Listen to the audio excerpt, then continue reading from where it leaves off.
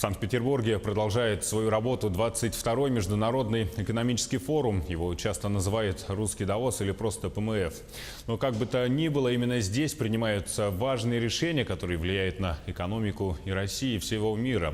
Площадки форума посетила наш СОБКОР в Петербурге Айсена Бурнашова.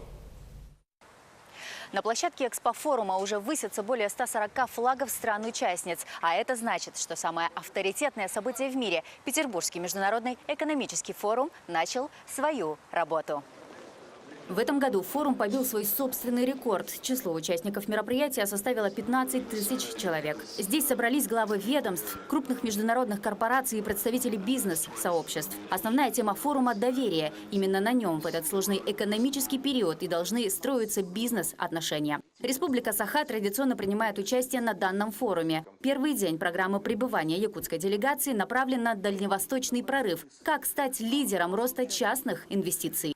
По тем или иным направлениям, которые определили как приоритеты, Якутия занимает свою очень активную позицию. И здесь очень большой вопрос стоял по привлечению инвестиций. Конечно, мы в этом плане смотримся неплохо. С другой стороны, сегодня речь идет о создании рабочих мест, о развитии человеческого капитала.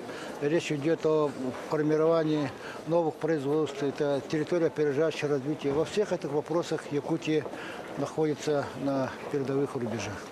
В рамках форума делегация Якутии также встретится с руководством компании «Роснефть», «Бритиш Петролиум» и корпорации развития малого бизнеса. Итогом встреч должно стать подписание дополнительного соглашения по строительству Малой академии наук Якутии и создание большой лизинговой компании на территории республики. В целом, развитию малого и среднего предпринимательства на форуме уделено особое внимание. Поэтому в этом году в составе якутской делегации также присутствуют и молодые бизнесмены.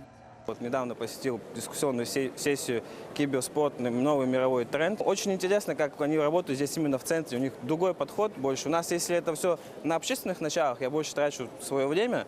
А тут все сделано так, что это бизнес, большой бизнес, где есть миллионные ячейки, миллионы долларов, контракты. И это мне интересно, я хочу это принять в нашей республике, чтобы развивать IT-сектор. Тут первый раз, и меня это удивляет, вот это мероприятие. Много чего буду знать. И это поможет мне в дальнейшее развитие своего бизнеса. Произвожу сырные продукции и молочные продукции, как кисломолочная продукция, сливки, кефир и творог. Помимо деловой части ПМФ, в павильонах экспофорума расположилась выставочная зона. Здесь представлена продукция российских компаний и 72 иностранных. Многие стенды могут похвастаться шагами в будущее и поразить новинками робототехники. Ключевым моментом форума станет панельная дискуссия с Владимиром Путиным. На встрече примут участие крупные инвестфонды из 20 стран мира, включая Францию, Японию, Индию, США и Саудовскую Аравию. Айсена Бурнашова, Егор Максимов, Санкт-Петербург.